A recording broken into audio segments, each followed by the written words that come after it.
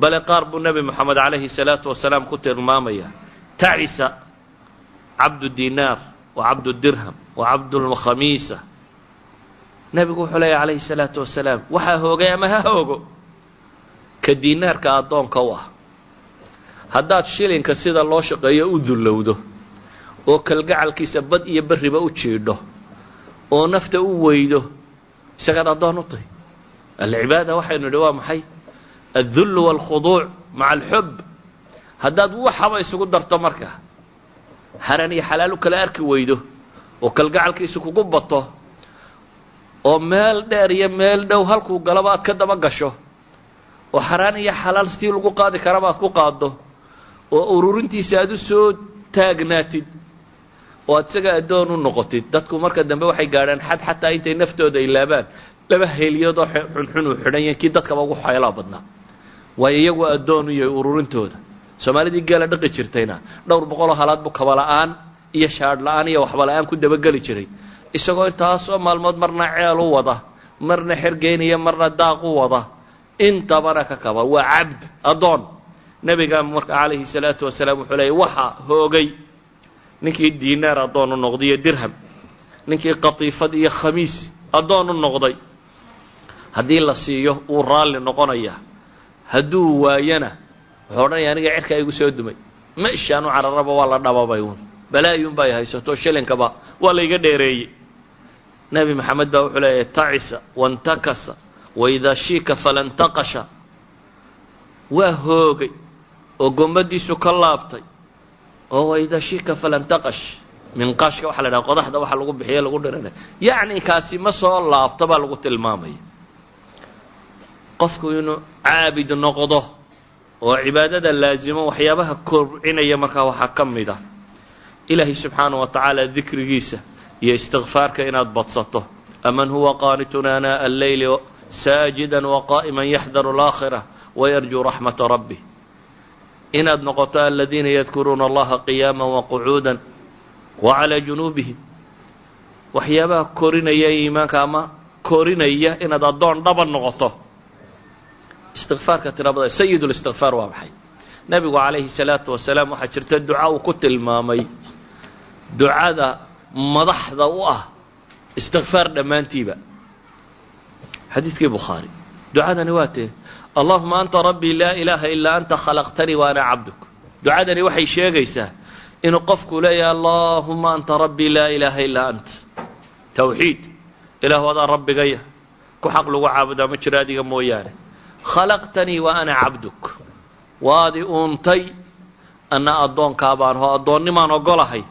wa ana calaa cahdika wa wacdik ilaahayo wixii aad ii yaboohday ballankaad ii qaaday iyo cahdigaan kula galay iyo wacdigaagii baan wadayaa ma staطactu inta aan awoodo acuudu bika min shari maa sanactu ilaahu waxaan kaa magan galay wixii gafiya qashin iga dhacay abuu'u laka binicmatika calay ilaahu waxaan ictiraafay muctarif waxaan ku ahay waxaad nimca i siisay wa abuu laka bidenbi waxaan kaloo ictiraafayaa dembiga iga dhacay اغfir lii fainahu laa yakfir dunuuba ilaa anta ducadan wuxuu ku tilmaamay nebigu sayid اlistikfaar bale wuxuu ku tilmaamay subaxii qofka yidhahda isagoo yaqiinsan ka dhab ah addoonnimadaasi hadduu subaxaasi dhinto inuu jannada gelayo wuxuu kaloo nebigu tilmaamay fiidkii qofka yidhaahda isagoo yaqiinsan hadday habeenkaasi naftu ka baxday inuu jannada gelayo waa duco yaqiinteediiyo odhahdeedu haddaad ku dhimato